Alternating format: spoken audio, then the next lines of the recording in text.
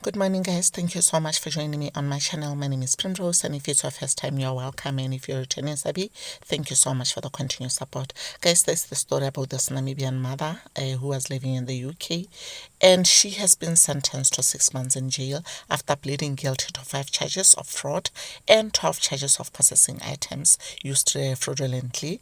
Eunice Javionja, who is 30, was found guilty in the Manchester Crown Court last week. According to a British publication, she used two fake passports and a string of bogus documents to stay in Britain for 7 years.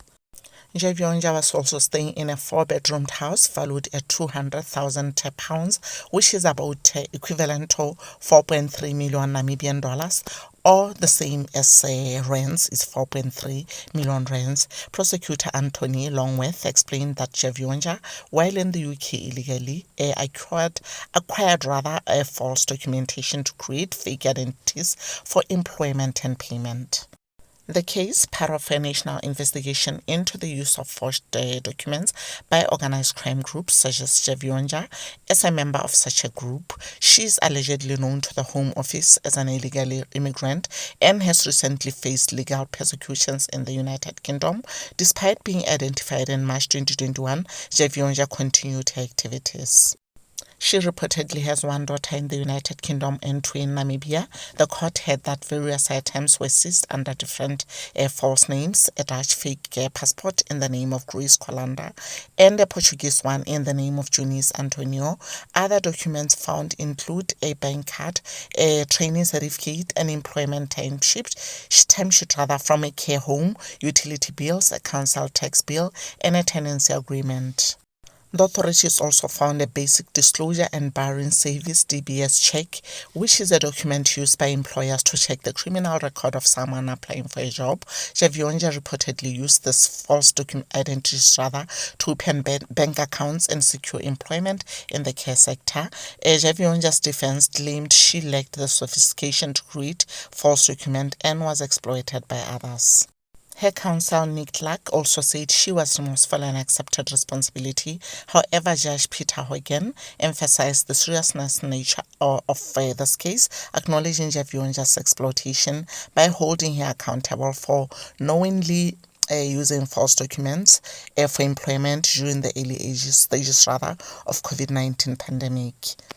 Javionja is appealing against her third deportation from Britain. Attempts to locate relatives in Namibia proved futile.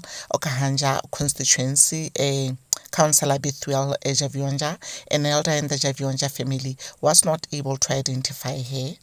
And this is what the councillor said: "I seriously don't know the person, although we might be related based on the same name that we both share. I tried to call around family members, but those that I spoke to, they equally don't know the person.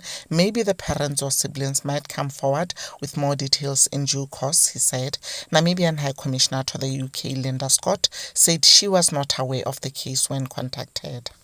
Ms. Scott said the Namibian government is working with the UK government to establish a smooth process for the repatriation of asylum seekers whose UK asylum requests have been denied. The High Commission is aware of several cases of Namibians who've decided to take up the offer of the UK for voluntary repatriation and have requested assistance from the High Commission to do so. So far, only one individual has been forcibly returned to Namibia, she said. British High Commission spokesperson Lumba Mufune said the High Commission does not comment on individual cases. She did not respond to an inquiry about the process of the voluntary or forceful deportation to assist people living in the UK illegally, including Namibians who wish to return home. Those who wish to return were offered a settlement package of 68,000 Namibian dollars at the time, which is the same as rands. Those who accepted the offers are automatically banned from seeking entry to the UK for 5 years, and if they return at their own expense, they'll only. The UK has halted visa-free entry for Namibian travellers because of the exponential number of asylum seekers. British High Commissioner Charles Moore has previously said there is no reason why Namibians should be claiming asylum in the UK, as 91% of asylum claims have been declined since 2018.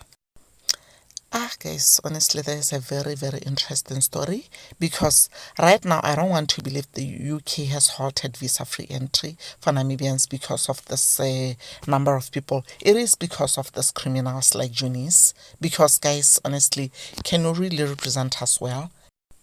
And again, honestly, I know people are really not scared of being in trouble. Are people not scared of jail, guys?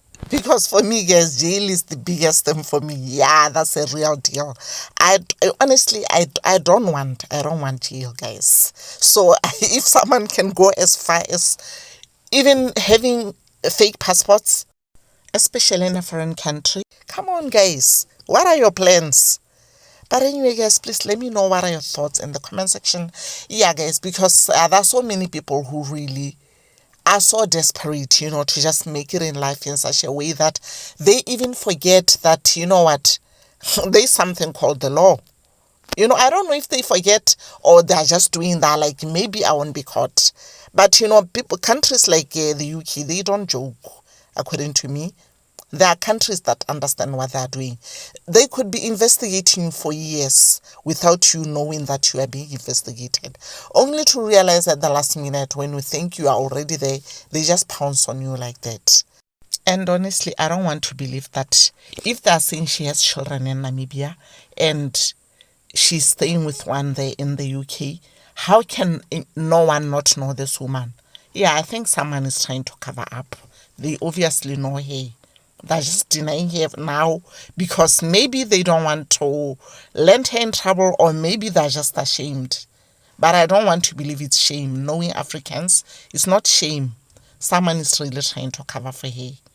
Hi, it's really serious. But anyway, thank you so much for being a part of this video, guys. Remember to give this video a like, a share, and consider subscribing. I'll see you on the next one.